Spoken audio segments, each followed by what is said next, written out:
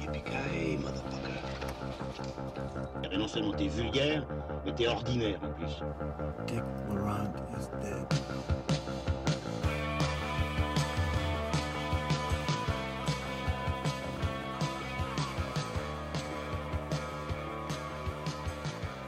Bienvenue à tous dans Transmission, le 15e du nom. Et oui, on est déjà de retour. Cette fois-ci, on a mis les bouchées doubles pour pouvoir vous proposer cette nouvelle émission assez rapidement. Donc ce soir, on parlera de Disaster Artist de James Franco. Il y aura aussi Call Me By Your Name de Luca Guadagnino. Il y aura Shape of Water de Guillermo del Toro. On fera un détour par les studios Hardman pour parler de Crowman.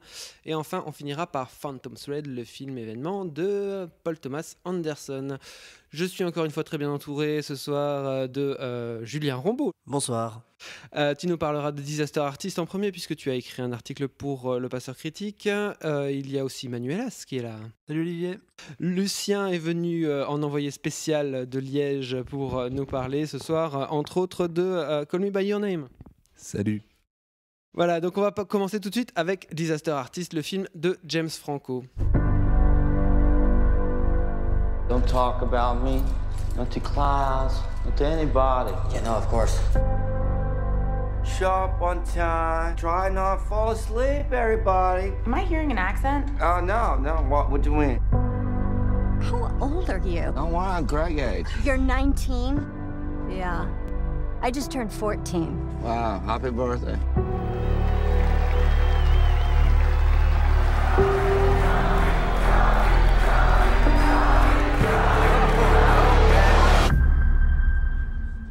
This is my movie, and this is my life.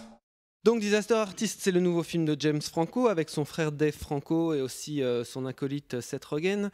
C'est un film qui a fait quand même pas mal parler de lui, qui se trimballe une bonne réputation. Il a récolté notamment le Grand Prix au Festival de San Sebastian.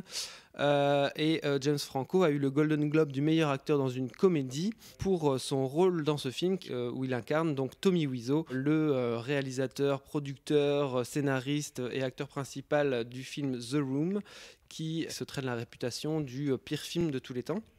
Le film est inspiré du livre de Greg Sestero, qui est incarné par Dave Franco dans le film, et donc de sa rencontre avec ce fameux Tommy Wiseau au début des années 2000. Julien, qu'as-tu pensé de ce film ?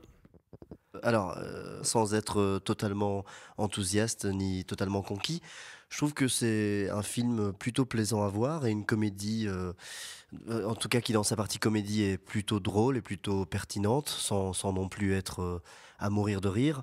Je trouve qu'il y a un déficit de scénario et un déficit de mise en scène, mais ce qui m'a surtout intéressé, c'est deux choses. C'est la première, c'est la lecture sur la célébrité.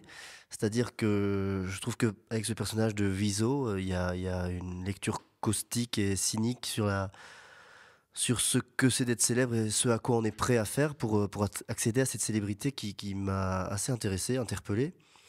Et la deuxième chose, c'est surtout une question de jeu, c'est-à-dire que le personnage de Wiseau, donc joué par James Franco, je le trouve assez fort et assez intéressant dans son interprétation, parce qu'il arrive à incarner ce loser magnifique, sans en rajouter, sans être condescendant, sans être idiot, mais avec beaucoup de compassion et pas mal d'humanité et d'intelligence, je trouve. Dans l'absolu, je suis plutôt d'accord. Après, je trouve que le film va pas très loin, ne tient que sur son sujet, qui est fascinant et plus émouvant que véritablement drôle.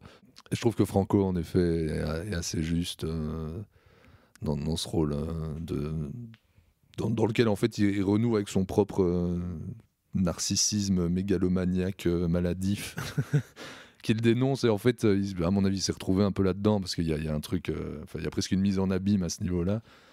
Sinon c'est un film qui se regarde vite, qui s'oublie vite. C'est surtout que tu as l'impression que c'est un film qui survole un petit peu plein d'aspects, plein de possibilités offertes par cette histoire. C'est un film qui manque cruellement de points de vue. Tu peux pas penser au biopic fait par Burton qui est Ed Wood. Et là, tu vois clairement le problème de positionnement du scénario qui part dans tous les sens. Franco est effectivement touchant parce que tu parlais de l'aspect comédie, mais ce qui marche plus, c'est plutôt cet aspect plutôt tragique en fait, de ce personnage-là. La façon dont son film va être accepté, la pirouette en fait, qui va lui permettre de passer à la postérité. Mais je trouve que le film, au-delà des limitations, je trouve qu'il n'y a pas vraiment grand-chose derrière. Un peu à l'instar de toutes ces scènes balancées en post-générique, où on a un split screen, où on voit le film originel et le remake. Beaucoup de rôles ne sont pas très intéressants. Seth Rogen, il pourrait ne pas être là dans le film, ça poserait aucun problème. Tu sais qu'il est là parce que c'est un pote, hop, on l'a fait revenir, mais son personnage n'a aucun intérêt, comme beaucoup de personnages périphériques du film, à part cette relation entre les frères Franco qui fonctionne plutôt bien. Le film survole complètement son sujet. Le problème, c'est que voilà, c'est comme la plupart des films de Franco derrière la caméra. Très vite, c'est des films qui s'étiolent complètement parce que tu as l'impression qu'au-delà de l'idée intéressante de départ, il a l'air de s'emmerder très vite, quoi. Ok, ben déjà en 3 avis, vous avez dit beaucoup de choses avec lesquelles je suis d'accord. En effet, moi je trouve que James Franco est assez, comme tu l'as dit, il tient vraiment bien une ligne entre le ridicule et en fait le côté assez attendrissant du personnage. Le film n'est pas très drôle finalement, je le trouve surtout profondément déprimant, puisque à la fin, quand même, le personnage accède à une forme de notoriété, mais c'est dans un déni complet de lui-même et de ce qu'il a voulu faire. Donc il nie sa propre personnalité en fait, et il se vautre là-dedans. Je trouve ça vraiment très très dur à encaisser. Moi, c'est un film qui m'a quand même assez bien déprimé. D'autre part, c'est vrai ce que tu dis, Manu, je pense qu'il survole plein de trucs, il y a plein de personnages secondaires qui sont pas intéressants. Et alors, à un moment, il y a une scène assez étrange, tout le monde est en train de manger à midi, et alors, il va s'intéresser aux personnages secondaires du film pendant 3 minutes, et là, il y a celle qui joue la mère dans le film The Room, qui dit, au moins, on est là, c'est vrai que c'est horrible, mais au moins, on joue, on est sur un plateau, et chaque jour sur un plateau vaut 15 fois plus que tous les autres. C'était une piste qui était pourquoi pas intéressante pour traiter cette histoire-là de Disaster Artist. Je trouve que le film tient beaucoup sur son sujet principal et surtout sur le livre, et c'est à la fois, je trouve, son attrait principal et aussi sa faiblesse. C'est-à-dire qu'il y a un mystère qui est entretenu sur Tommy Wiseau, sur la manière dont il a récolté son argent, etc. Et c'est pas un petit mystère, parce que je veux dire, quand tu vois les millions qu'il a sortis pour le film, il y a quand même quelque chose à creuser que juste cette idée, non, l'argent n'est pas un problème, qu'on évacue systématiquement en 1 ou 2 phrases sibylline pendant le film. Je trouve ça un peu dommage. Oui, bien sûr, moi aussi je trouve ça dommage, mais en fait il est limité par les faits réels, entre guillemets, parce que voilà, on ne sait pas, personne n'a jamais su, Greg Sestero lui-même ne sait pas, et en fait le film converge en fait vers une scène de climax qui est une scène entre Greg Sestero et James Franco, donc Tommy Wiseau, où il rejoue des échanges au ballon de football américain. Ils reviennent à San Francisco pour tourner cette scène-là, et où donc le personnage incarné par Dave Franco va confronter Tommy Wiseau à justement tous les mystères qui tournent autour de lui. Et en fait, cette scène, elle monte en intensité, mais finalement, elle tombe complètement, puisque on n'a pas toutes ces réponses, et c'est assez dommage en effet de ne pas gratter ce truc-là, parce que on passe à côté d'un beau conflit, d'un beau dilemme, mais voilà, il est limité en fait par les faits réels sur lesquels il base le film, je trouve. Ok, bah écoutez, on n'a rien de plus à dire sur Disaster Artist. Voilà, je vous propose à tous d'enchaîner avec Call Me By Your Name, le film de Luca Guadagnino. Oh, to see without my eyes, the first time that you give. Is there anything you don't know? Boundless by the time I cry. You only knew how little I know about the things that matter. Build your walls around. What things that matter? White noise, what an awful sound. You know what things. Rolling by road. You saying what I think you're saying? Feel my feet above the ground. You shouldn't have said anything. Just pretend you never did. Nature has cunning ways of finding our weakest spot. Blessed be the mystery of love. Call me by your name and I'll call you by mine.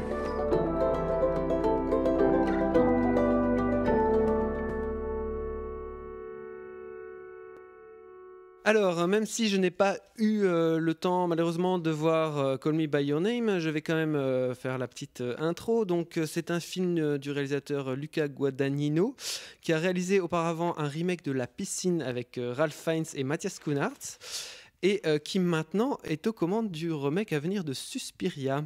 Ouh, on est impatient. Donc, dans Call Me By Your Name, il y a Armie Hammer et la découverte, apparemment, Timothée Chalamet. Le film a été écrit à quatre mains avec James Ivory. Et donc, c'est l'histoire d'un été en Italie au début des années 80. Elio, un garçon de 17 ans, va tomber amoureux d'un jeune universitaire de 24 ans venu vivre dans la villa de ses parents. Donc, Lucien, est-ce qu'on est en droit d'attendre le meilleur du remake de Suspiria ? Si Call Me By Your Name n'a rien d'original, il est pour moi assez fonctionnel. Mais je pense que le film est totalement survendu et gagnerait à être présenté comme ce qu'il est, à savoir une jolie et délicate romance et non un chef-d'œuvre terrassant de sensualité et d'émotion. Voilà, je trouve qu'en effet, Chalamet, Hammer, même Esther Garel, etc. sont très jolis, sont très justes. Voilà, la lumière, pareil. Il y a un truc très doux, très vaporeux dans tout le film, dans la musique de, je crois que c'est Sufjan Stevens, souvent. Enfin, il y a plusieurs chansons. Voilà, c'est un peu hors du temps, indatable. Voilà, il y a un truc qui est assez plaisant là-dedans. Je trouve qu'il gère pas trop mal la montée du désir, de la sensualité dans le film. Pour s'achever à son paroxysme dans 10 dernières minutes qui sont pas mal, avec un dernier plan je trouve intéressant. Mais voilà, c'est vraiment c'est très loin d'être le grand truc dont tout le monde parle. Un truc marrant, c'est que j'ai quand même pensé plusieurs fois en regardant le film à James Ivory avant d'apprendre en regardant le générique final qu'il l'avait écrit. Oui, je suis d'accord avec toi, c'est absolument pas le chef-d'œuvre ou le grand film qu'on nous vend. Et je suis même plus dur parce que je ne vois pas beaucoup de troubles ni de sensualité dans ce film. Mais je trouve surtout que le gros problème et le problème principal du film, c'est que pendant 1 heure, je vois un téléfilm assez sympa, mais je vois pas beaucoup mieux. Je trouve que cette histoire amoureuse ressemble à une bleuette pendant 1 heure, jusqu'à ce qu'il y ait la scène un peu clé du film. J'ai l'impression de voir un sous-Xavier Dolan. Bon, alors certains n'aiment pas, mais un Dolan sans fantaisie ni drôlerie. Et j'ai l'impression que ça pourrait être un scénario aux mains de Larry Clark qui ferait quelque chose de très subversif et de radical, sauf que c'est assez mièvre et tu l'as dit, assez sympa, assez joli, mais que ça va pas beaucoup plus loin. Je trouve que ça manque de radicalité. Et je trouve surtout que dans le trouble et dans ce que ça évoque chez cet adolescent, j'avais parlé dans mes conseils d'un film qui s'appelle Hearthstone, qui a le même sujet. C'est beaucoup plus réussi, beaucoup plus beau, beaucoup plus troublant. Ici, je trouve que ce soit physiquement, il ne se passe pas grand-chose chez l'un ni chez l'autre. Et psychologiquement, je n'ai pas non plus été chamboulé par le film. J'aurais encore des choses à dire, mais je passe la parole. Ouais, je pense qu'il cherche à travailler ni l'un ni l'autre, ni vraiment le physique, ni vraiment la psychologie des personnages, mais plus juste un truc un peu intangible, une sensualité juste et très, très en surface, on est d'accord, mais à part dans les 10 dernières minutes où je trouve qu'il y a un monologue du père qui est pas totalement inintéressant. Après, tu parles de Lan et de je sais même plus qui, de Clark. C'est sûr, c'est pas du tout vers là que va le film, mais c'est pas son but non plus. Enfin, tu peux pas reprocher à un film de ne pas être le film de quelqu'un d'autre, quoi. Et c'est surtout que si on le compare au cinéma de Dolan, au moins il vire pas dans l'hystérie. Là, je trouve qu'il est plutôt tenu comme film. Je vous trouve assez dur quand même avec le film. Alors effectivement, je pense qu'il y a quand même un problème de gradation dans l'histoire où la naissance de cet amour met beaucoup de temps à arriver, qu'on se retrouve dans le dernier acte à devoir précipiter un peu les choses, tout en essayant de conserver ce rythme un petit peu languissant, lancinant du récit. Et donc je trouve que ça pose, à mon sens, un petit problème. Je trouve que l'interprétation est parfaite de bout en bout, elle est hyper juste, autant chez Hammer que chez le jeune garçon, le personnage principal. Et pour le coup, la radicalité, elle est peut-être un petit peu en off par rapport à tes attentes, Julien. C'est justement que tout ce qui pourrait être les personnages repoussoirs de cette histoire et tous les regards extérieurs vis-à-vis de ce qui se joue de cet amour homosexuel est complètement déminé. c'est déminé avec la petite amie. Tu comprends qu'elle sait ce qui s'est passé, comme dans ce très beau monologue du père qui est joué par Michael Stuhlbarg et qui incarne un peu une position morale. Il a un très beau monologue auprès de son fils et je trouve justement ça fait du bien de voir ce type de romance-là s'autoriser d'être justement peut-être juste une simple bleuette. Je vais caricaturer, mais je trouve ça au contraire peut-être assez punk justement de raconter ça juste comme une histoire normale, une histoire d'amour classique, puisque l'acte en tant que tel est ellipsé comme dans un grand mélodrame hollywoodien classique, pas avec le plan de panoramique sur la cheminée, mais sur la fenêtre de la chambre, et justement d'assumer cette idée qu'on n'est pas dans...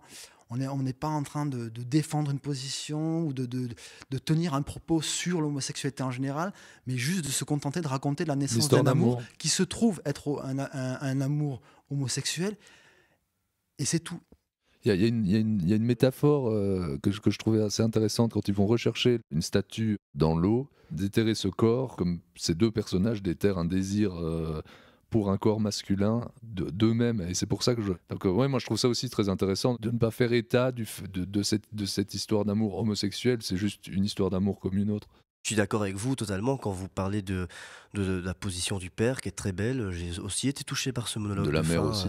Et de la mère et même d'Esther Garel, où je trouve qu'effectivement ça fait du bien et ça donne du sens que tout le monde ne soit pas contre cet amour. Mon souci dans la radicalité, c'est les scènes de sexe. Filmer une scène où il y a pénétration avec un jeans et une robe, moi par exemple, je trouve ça assez ridicule. Bon, alors c'est pas le plus important du film, mais je trouve que le désir est chaque fois enlevé, refoulé, qu'on n'y a jamais accès. Je trouve quand même qu'il y a des symboles ici assez lourds, notamment celui du fruit, donc est-ce que c'est une nectarine ou une pêche? Effectivement, la scène de la pêche, là tu as l'impression t'as peur que le film bifurque justement au-delà de cette histoire d'amour pour faire une sorte de version homo d'American Pie avec une pêche, un côté régressif. Mais à part ce genre de petites fausses notes dans le film, je trouve que le film tient sa répartition assez bien. Voilà, moi j'avais très peu entendu parler du film.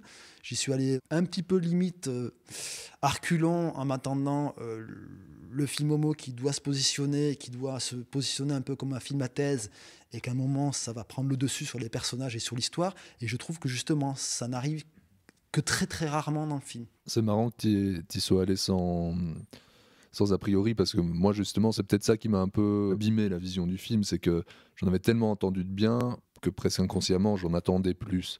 Je pense aussi que j'ai eu des attentes par rapport à ce que j'avais entendu. Ça, c'est pas une mauvaise piste, Lucien. Et attention, je note quand même que j'ai passé aussi un bon moment. Et je trouve pas le film... J'ai pas envie de le démonter, ni de dire que c'est un mauvais film. Je pense simplement que ça aurait pu aller plus loin dans certains aspects. Mais bon, ça n'engage que moi. Si tu veux aller plus loin, tu peux aller gratouiller dans la filmo de Franco. C'est son docu vaseux sur les scènes coupées de Cruising. Merci messieurs, et bien pour ce beau débat. Ça me donne plutôt envie d'aller découvrir le film. Désolé Julien, mais bon. Vas-y. C'est vrai que j'étais pas très chaud à la base, mais bon voilà, finalement, pourquoi pas. Donc on va enchaîner tout de suite maintenant, après l'échauffement, allons-y, on va parler de The Shape of Water, La forme de l'eau de Guillermo del Toro.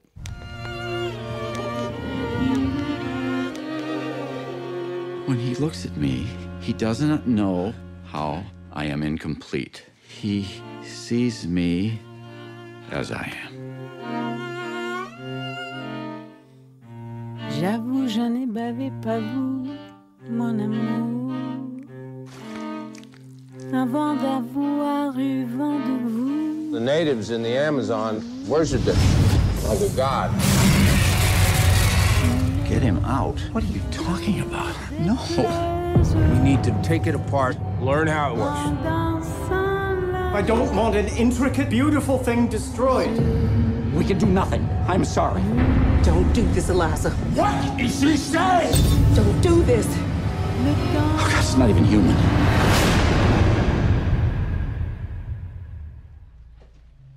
Alors, La forme de l'eau, c'est le nouveau film du Mexicain Guillermo del Toro, avec Sally Hawkins, Michael Shannon, Richard Jenkins et Doug Jones, entre autres. C'est le film qui a obtenu le dernier Lion d'Or au Festival de Venise, qui a démarré avec un accueil critique franchement favorable, avant qu'aujourd'hui le film se prenne petit retour de flamme de la part de la critique française en tout cas. C'est l'histoire d'Elisa, qui est interprétée par Sally Hawkins, qui est muette et qui travaille dans un laboratoire. Et dans ce laboratoire va arriver une créature humanoïde et aquatique dont elle va progressivement tomber amoureuse. Enfin, ils vont d'ailleurs réciproquement tomber amoureux l'un de l'autre. Voilà, bah écoutez, moi donc je vais commencer brièvement sur le film parce que j'ai écrit un article sur le Passeur critique où je le défends ardemment. Alors moi je trouve que c'est un film qui fait du bien. C'est un film qui a profondément foi dans son médium. Je trouve que c'est un film qui est mis en scène avec une grâce absolue. Je trouve que le film est rythmiquement absolument fabuleux, que ce soit le rythme de son montage ou le rythme de la direction d'acteur ou le rythme interne des événements qui arrivent dans les plans, enfin la mise en scène, quoi. Et il y a quelque chose que je trouve aussi extrêmement réjouissant dans le film, c'est son côté, c'est une espèce d'ode, déjà d'ode à la sexualité sans trop de barrage, au plaisir, et c'est aussi une ode à la désobéissance, je trouve extrêmement bien écrit, c'est-à-dire que il a un déroulement classique, mais les événements se réservent toujours une certaine part de surprise, ou alors je trouve que Guillermo del Toro réussit à détourner l'attention de certaines choses pour ensuite revenir avec des choses qu'il a installées auparavant dans son histoire, c'est-à-dire que la gestion des pay-in pay-off, comme on dit dans un jargon scénaristique, est vraiment excellente. Mais c'est aussi lié au rythme. Je vais juste dire ces deux aspects-là et puis je vais laisser mes amis enchaîner. Enfin, bref, je vais juste rebondir sur un truc parce que tu viens en parlant de la liberté du film et de son côté ode à la liberté, qui m'a rappelé une réplique du film. À un moment, Sally Hawkins demande à Jenkins son aide et Jenkins lui répond « mais on est qui pour faire ça ?» Et elle répond mais si on fait rien, on n'est personne non plus. Et ça, je trouvais ça assez fort, assez beau et assez bien formulé. Sinon, ouais, La forme de l'eau, en gros, c'est tout ce que j'attends d'un Del Toro. C'est sublime et grotesque, c'est poétique et politique, c'est brillant formellement, c'est souvent émouvant. Mais comme souvent chez Del Toro, j'ai des petites réserves sur des manques de finesse sur certains trucs qui m'empêchent d'adorer le film au-delà de l'imaginable et qui font juste un film que j'aime beaucoup. Et en ce sens, je trouve qu'il se rapproche assez fort du Labyrinthe de Pan et je trouve qu'il a un peu les mêmes qualités, les mêmes défauts. Michael Shannon, moi, me fait fort penser à Sergi Lopez, cette espèce d'entité, de méchant absolu, mais pour moi pas parfaitement construit, assez en surface. Il répond le côté représentant d'une Amérique de la normalité, comme c'est un peu passéiste. Bah oui, ça marche, mais c'est un peu lourd pour moi, c'est un peu martelé. On l'a compris dès le début, mais il faut à chaque fois, on le montre rentrer dans sa petite maison parfaite, et lui il achète une bagnole, le vendeur lui dit c'est vraiment la bagnole de tous les Américains moyens qui réussissent. Bah oui, on avait déjà compris aussi. Après, comme tu le dis dans ton papier, Oli, je trouve le côté étonnamment sexué du film, et dès le premier plan, est assez jouissif, assez plaisant. Et pour faire un petit spoil sur le plan, en fait, fait l'exact inverse de ce que fait Paul Thomas Anderson dans Phantom Thread. Attends, développe un peu là, parce que là, je vois pas de quoi tu parles. Pour moi, Paul Thomas Anderson élude totalement le côté sexuel de son film, là où Del Toro le rajoute de manière systématique et assez littéralement systématique. C'est ça qui rend le truc assez jouissif.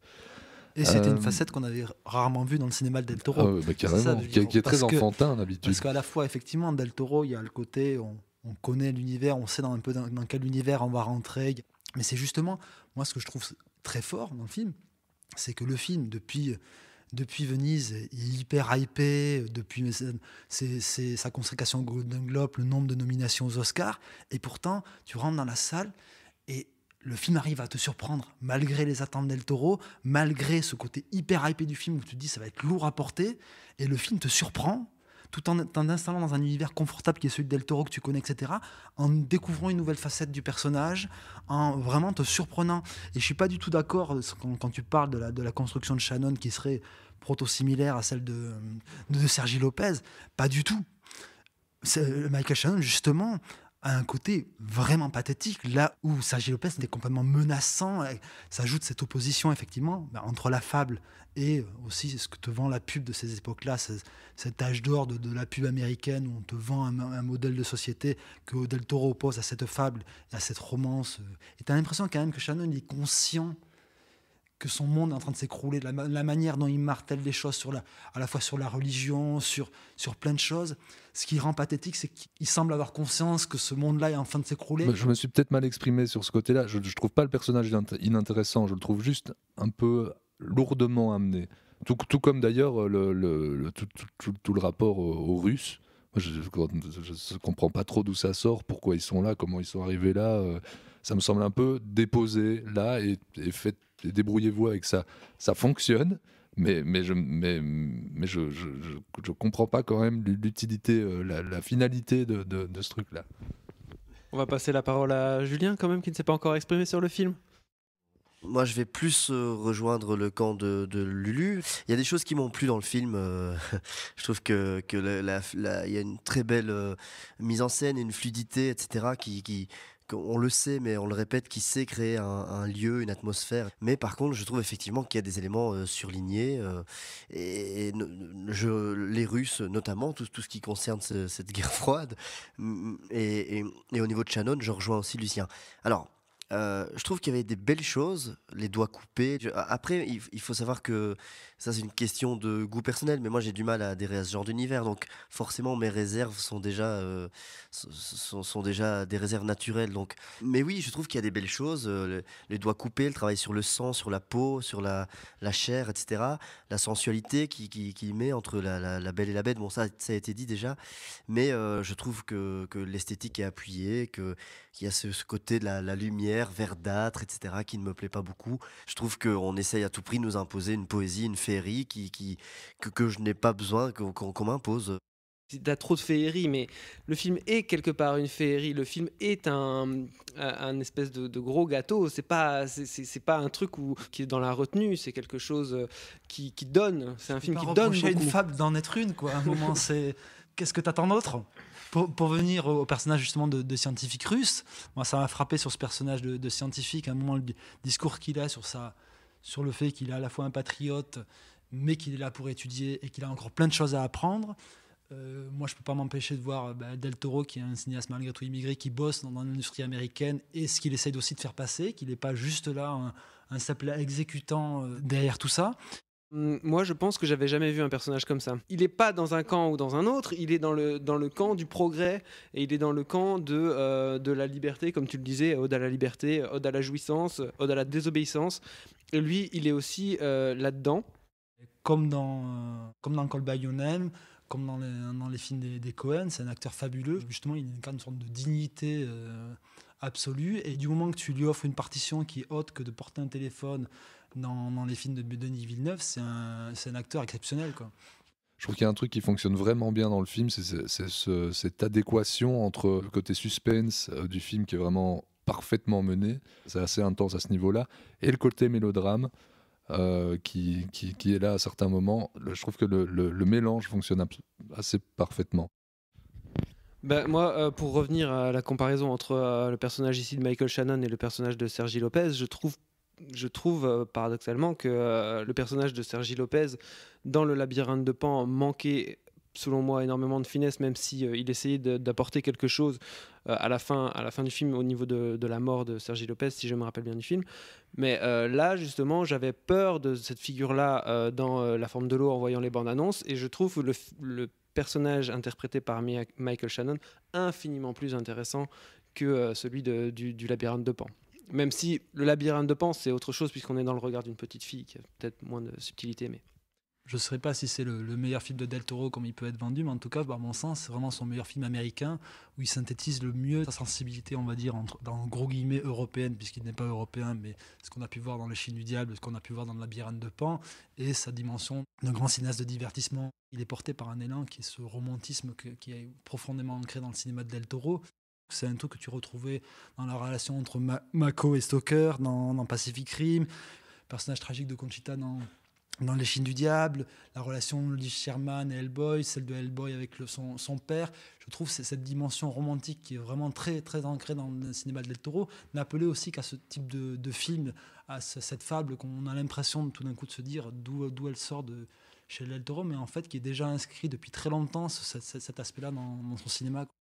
En tout cas, ce qui est intéressant, c'est de voir comment Del Toro, qui s'est construit sa carrière aux États-Unis avec beaucoup de films qui ne se sont pas faits, il est attaché au projet justement lui de La Belle et la Bête qui s'est fait avec Emma Watson, qui je croyais déjà à l'époque de Del Toro devait se faire avec Emma Watson et qui a fini par cette comédie musicale réalisée par Bill Condon, c'est ça. Et voilà, c'est intéressant de voir que ce film-là mais a traversé différents stades pour aboutir à la forme qu'il a aujourd'hui avec La Forme de l'eau, quoi.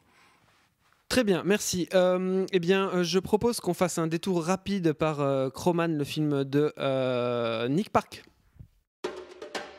Chief! Whoa, whoa, whoa! Ah! Time to go hunting! Bit early, isn't it, Doug? Right, grab a spear.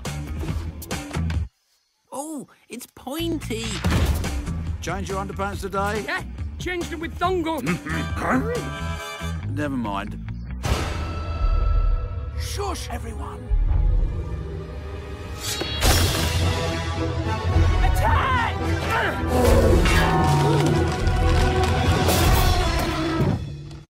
Alors, Crowman, c'est la nouvelle production des studios Hardman, quelques années après, 2 ou 3 ans, je pense, après Shaun le Mouton. C'est un film réalisé par Nick Park, qui a réalisé les moyens-métrages qui ont fait la gloire de Wallace et Gromit, donc Un mauvais pantalon, Rasé de près, tous ces moyens-métrages absolument fabuleux. Ce nouveau film, Crowman, est avec les voix de Eddie Redmayne et de Tom Hiddleston. Et donc, c'est l'histoire de Doug, qui est un homme préhistorique. Sa tribu est à l'âge de pierre.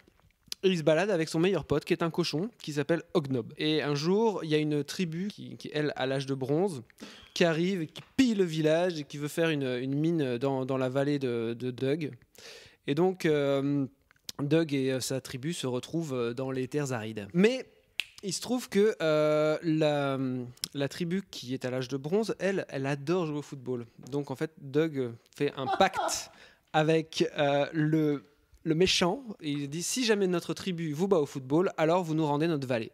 C'est une histoire un petit peu abracadabrantesque, n'est-ce pas? Qu'as-tu pensé de ce récit, Julien?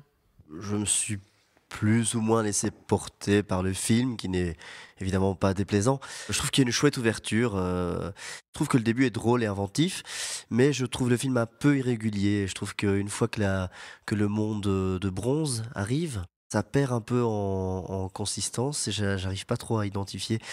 Je pense que ça reste un peu convenu et qu'on pouvait attendre mieux parce que l'humour repose beaucoup sur les anachronismes, etc. Mais j'ai l'impression qu'ils ont été un peu fainéants sur le coup. Même sur cette fin du match de football où je suis sûr que ça pourrait être bien plus drôle que ce que je vois. C'est drôle, ça reste un peu sympa quand ça cite le football, les simulations, la corruption, les commentaires un peu débiles, les commentateurs un peu débiles.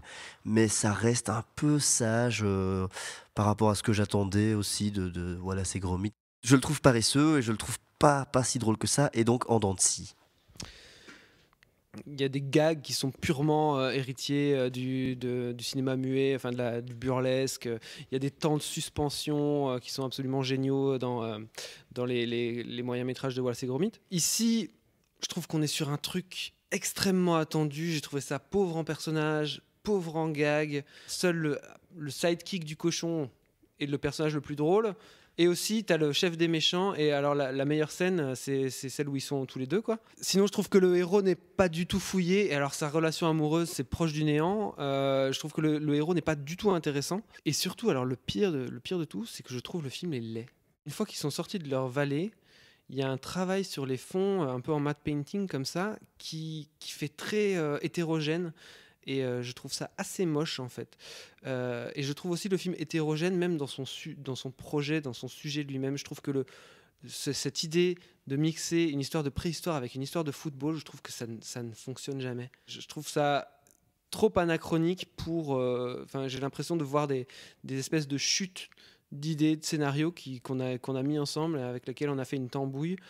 Après, c'est vrai, hein, ça se regarde sans déplaisir, ça dure 1h10. En fait, on attend beaucoup plus des studios Hardman. Je crois que moi, malheureusement, j'ai pas vu Shaun le Mouton. Je crois que le film était muet et c'était quelque chose qui allait vraiment en faveur du film. Voilà. Donc, on espère que c'était vraiment les fonds de tiroir et qu'ils vont revenir avec un meilleur projet. Après ce bref détour, on va passer à un gros morceau, Phantom Thread de Paul Thomas Anderson.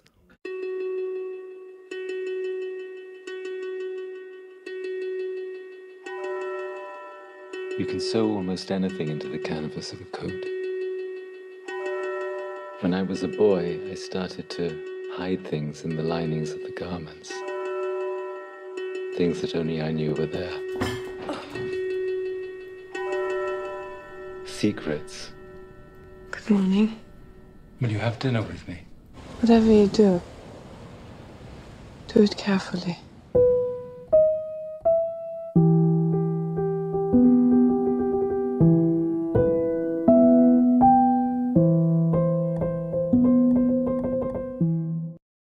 Alors c'est un mois faste puisque après Guillermo del Toro, nous avons un autre réalisateur majeur de sa génération qui sort un film. C'est Paul Thomas Anderson. Son film s'appelle Phantom Thread. Il est interprété et coécrit entre PTA et Daniel Day-Lewis. Il est aussi interprété par la jeune luxembourgeoise Vicky Krieps et il y a aussi Leslie Manville dans le rôle de Cyril. Ça se passe dans les années 50, c'est l'histoire de Reynolds Woodcock, qui est un couturier très renommé, qui prend son travail très très au sérieux, et qui va rencontrer Alma, qui est une jeune serveuse. Il va y avoir une idylle qui va se nouer entre les deux. Et donc, très brièvement, Phantom Thread, c'est l'idylle entre Alma et Reynolds, avec une grande différence d'âge, et comment elle va intégrer sa vie... comment on va dire ? Très normée. Très normée, voilà. Et comment elle va, quelque part, se cogner à ces normes et peut-être les faire un peu bouger. Qui va commencer sur ce film ? Manu ? Je suis un peu partagé honnêtement sur Phantom Thread. Au-delà d'une direction d'acteur au cordeau, comme souvent chez Anderson, je trouve que le film souffre vraiment d'un déficit émotionnel, où le dernier acte arrive beaucoup trop tard. C'est un film dont j'ai du mal à savoir vraiment qu'est-ce qu'il raconte, et pour moi c'est un problème. Un film qui ne tranche pas vraiment où le film se situe, entre Alma, entre Woodcock, leur relation, la relation avec la sœur.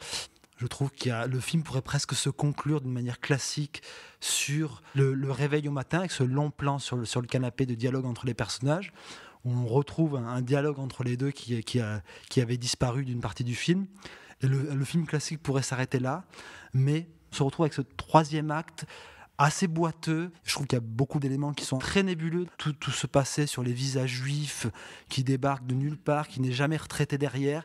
C'est un film qui a une narration très ascétique, mais par moments avec des excroissances très bizarres. Je crois que s'il ne tranche pas, c'est parce qu'il laisse l'ambiguïté exister, le paradoxe possible. Moi, je suis touché par le film, même si effectivement il est assez ascétique et on ne peut pas dire que ça déborde d'émotions, mais dans l'exigence de ce qu'il met en place, dans tous les détails, dans la lumière, tout ce qui est restitué dans le film, à l'image de Day-Lewis qui est assez fort, et cette actrice dont j'ai oublié le nom mais qui est fantastique. Vicky Krieps. Voilà, il y a quelque chose de soigné, d'élégant, de méticuleux.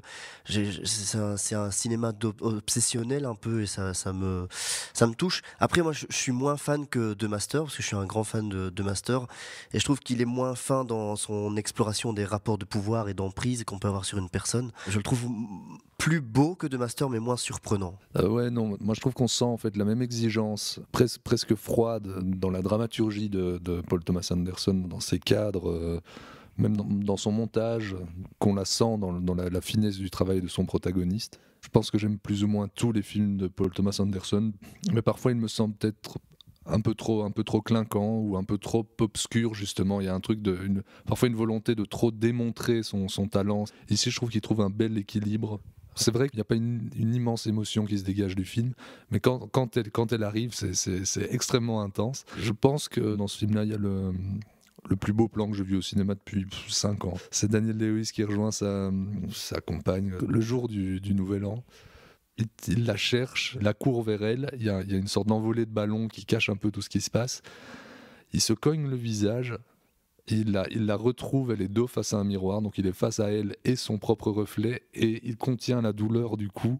Son visage est absolument magnétique, absolument génial. Il joue le truc, il va jusqu'au bout. Et c'est en 10 secondes de plan, il m'a fait monter les larmes aux yeux.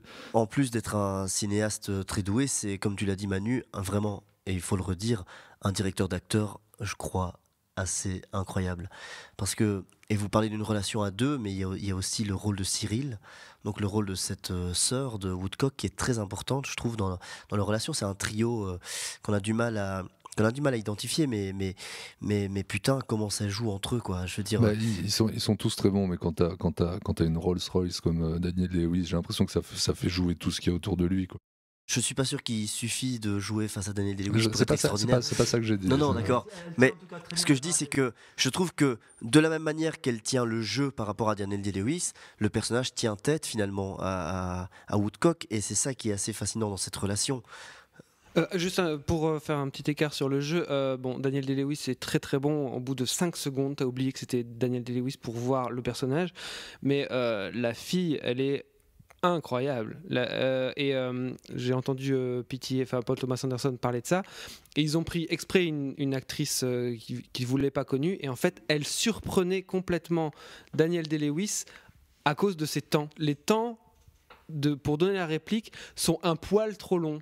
Et en fait, lui, il savait plus quoi faire. Et je trouve que, notamment dans la scène du petit-déj, il y a 50 scènes du petit-déj dans le film, mais la scène de la rencontre, c'est assez flagrant, et je trouve ça brillant. Ce qui est très intéressant avec le personnage d'Alma, c'est que elle est dans un amour qui est complètement étrange, parce qu'elle est aussi dans une complète dévotion par rapport à cet homme qu'elle admire et qui, quelque part, se sacrifie, on va dire, à son art. En tout cas, est entièrement dévouée à son art.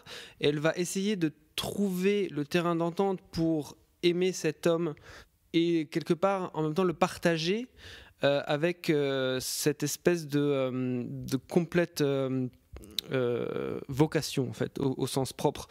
Et je trouve que là-dessus, le film est très intéressant, et j'ai vraiment envie de le revoir pour ça. Après, c'est vrai que l'évolution des personnages, le dernier acte est très surprenant, arrive d'une manière vraiment, vraiment surprenante, et donc j'ai envie de le revoir immédiatement. Paul Thomas Anderson, c'est vrai que c'est sans doute un réalisateur très cérébral. Il fait souvent des choses un peu étranges. Il n'était pas si cérébral à ses débuts. Non. C'est vrai que Boogie Nights et Magnolia sont des films beaucoup plus immédiatement aimables. Mais ce film-là est assez proche de The Master et de There Will Be Blood. Ce que je voulais dire aussi, c'est que quand même si des fois il fait des cadres un peu surprenants, tu te dis mais pourquoi est-ce qu'il le filme comme ça ? Enfin, je comprends pas très bien l'intention là. C'est vrai qu'il y a des choses qui quelque part te sortent du film, mais tu parlais de cette histoire de visa suisse là, mais on s'en fout en fait. Enfin, je veux dire, pourquoi on a fait toute une séquence dessus ? Attends, non, on fait pas toute une séquence dessus. Pourquoi on s'attarde sur ce moment-là ?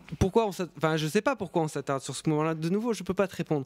Mais ce que je vois, moi, directement, quand le film produit sur moi, c'est je vois un réalisateur qui est dans une maîtrise totale de son art, et comme Guillermo del Toro d'ailleurs dans Shape of Water, ce personnage-là, on sent.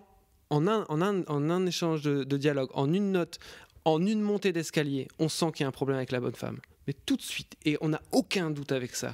Et après, la manière dont il traite ça, je trouve ça super bien. Et à la manière... On n'a aucun doute. Et pourquoi il rajoute cette histoire ? Attention, en plus, il y a une histoire avec les Juifs derrière. Ouais, mais bon, attends, ça dure 2 secondes, c'est une réplique dans une conférence de presse. Pourquoi ajouter quelque chose qui ne fait pas sens ? Où est-ce qu'il va avec ça ? Il va à la scène où Alma elle-même va chercher, et elle insiste, elle pousse Woodcock à aller chercher la robe dans la chambre, et c'est elle qui rentre dans la chambre, ce qui te montre quand même quelque chose de très très intéressant par rapport au respect qu'elle a et à l'amour qu'elle a pour le travail de son homme. Cette scène-là, pour moi, je veux dire, c'est aussi littéralement l'histoire d'une femme qui va se heurter à un homme plus vieux et d'une autre manière de fonctionner qu'elle, et qui va tout faire, littéralement tout, pour le changer, pour le faire ressembler à sa vision du monde.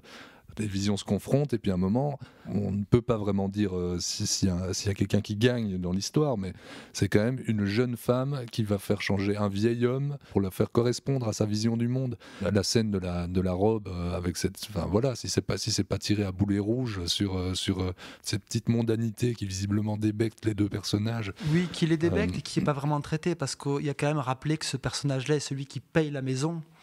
Et on fait cette petite séquence punk pour un moment, on va retirer la robe, mais après, à partir de là, qui paye la maison, qui paye ça ? Pourquoi instiller ces petits moments dans le scénario, ces petites notes sur le fait que c'est leur financier, et d'un coup, avec une scène, on se libère de ça. Et moi, Olivier, quand tu parlais justement encore, je reviens toujours à ce troisième acte qui me pose problème, parce que pour moi, ils sont dans la redite, parce que j'ai l'impression d'une certaine façon, s'ils se finissaient au moment du premier réveil de Daniel Lewis, il y avait un peu la crainte de Peter Anderson. Mon Dieu, je ne peux pas faire un éloge du mariage. Donc, je dois rajouter une couche.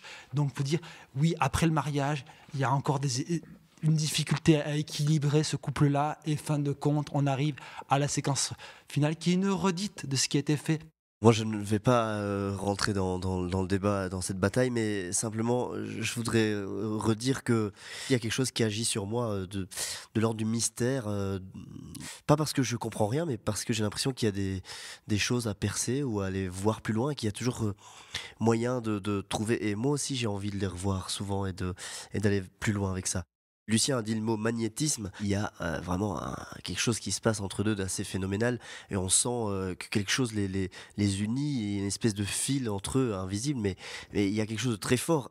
La façon qu'elle a de rougir, la façon qu'elle a de réagir à ce qu'il lui dit, je trouve qu'il y a quelque chose d'épidermique en fait qui se passe. C'est ça, mais en fait c'est un grand directeur d'acteurs, mais c'est aussi un grand dramaturge, et donc ne serait-ce que dans le placement de ses acteurs. Mais son découpage, parce que je veux dire, tout le film justement, ce fil invisible, il n'est pas de nulle part, c'est que justement c'est les rares scènes où ils sont face à face, à se regarder. Quasiment tout le reste du film, il fait en sorte de les positionner en L, au niveau des tables, etc., pour que chaque fois le regard soit biaisé de côté, ne soit jamais frontal, à part ce début de relation où ils sont tous les deux dans le fauteuil. Il y a cette phrase, ne jouez pas le jeu du qui va baisser le regard en premier, dès le départ, qui est posé dans cette confrontation, et que tout le film après, régulièrement va jouer le regard de biais, la manière qui est de toute façon de Daniel Lewis de regarder de côté, et toujours à les positionner à sa droite, sur la table de côté, alors que sa sœur est assise à côté de lui. Il y a toujours cette façon de travailler, et d'un moment de revenir au moment du réveil, avec cette séquence où tout d'un coup ils se regardent réellement l'un face à l'autre, au moment d'une décision importante dans leur vie. Et voilà, ça ne tient pas que la direction d'acteur, il y a aussi une vraie science du cadre derrière tout ça, quoi. C'est exactement là que j'allais en venir. Absolument d'accord avec toi. Il y a aussi un jeu au niveau des placements en termes de hauteur sur des escaliers, etc. Il joue très fort là-dessus. Moi, j'ai pensé à Hitchcock aussi à certains moments. J'ai aussi beaucoup pensé à Losé. Le côté claustro à certains moments, des acteurs qui se croisent, qui montent, qui descendent, je trouve qu'il y a vraiment quelque chose de ça. Et même un peu à Truffaut, avec la sirène du Mississippi surtout. Bon, eh bien, voilà, je crois qu'on va arrêter le débat ici, mais je pense qu'on aurait pu débattre encore longtemps, on aurait pu faire toute une émission là-dessus, mais voilà, on va clore ici pour le moment. On va terminer avec les conseils. Manu, qu'as-tu à nous conseiller ?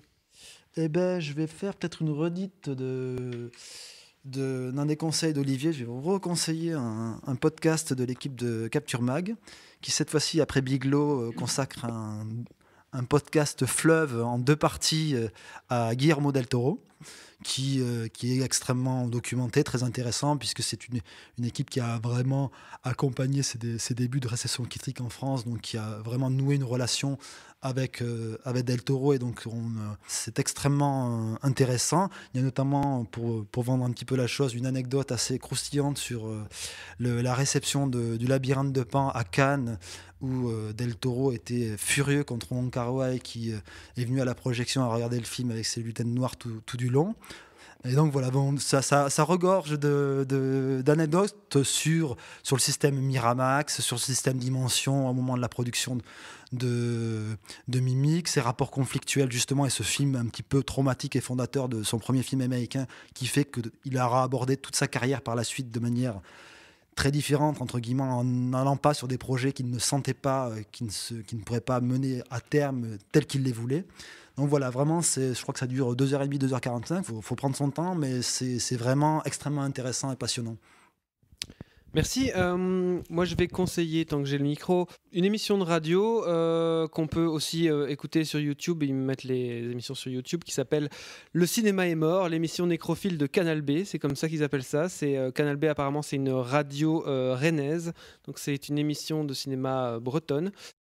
Et notamment, comme on a parlé de The Room aujourd'hui, ils ont fait une émission très intéressante il y a quelques temps sur les nanars et sur l'espèce de culte étrange et ambivalent sur le nanar qu'on peut avoir aujourd'hui. Est-ce qu'on se moque de quelque chose parce qu'on ne connaît pas les codes, ou est-ce qu'on se moque de quelque chose puisqu'on atteint une espèce de dimension méta? Est-ce qu'il y a de la méchanceté dans le rire que l'on a quand on regarde un nanar, ou est-ce qu'il ne faut juste pas en rire? Est-ce que ce n'est juste pas drôle? Et moi, je vais faire très court. Je vais vous conseiller le dernier film de Storaro, qui est aussi le dernier film de Woody Allen, qui est un Woody Allen comme un autre, à savoir pas mauvais, tout à fait. Il est aussi bon que son excellentissime dernier film, hein, dont on a parlé dans Transmission, à part La lumière de Storaro, n'avait pas beaucoup d'intérêt. Je le trouve un peu meilleur. Après, moi, je détestais pas le précédent non plus. Mais La lumière de Storaro est brillante, et c'est toujours plaisant de se rappeler qu'il existe un aussi grand directeur de la photo aujourd'hui encore. Et pour finir, Julien, ton conseil? Mon conseil, c'est d'aller sur le site de la Cinémathèque française, où on peut trouver une masterclass de Paul Thomas Anderson, dont nous avons beaucoup parlé.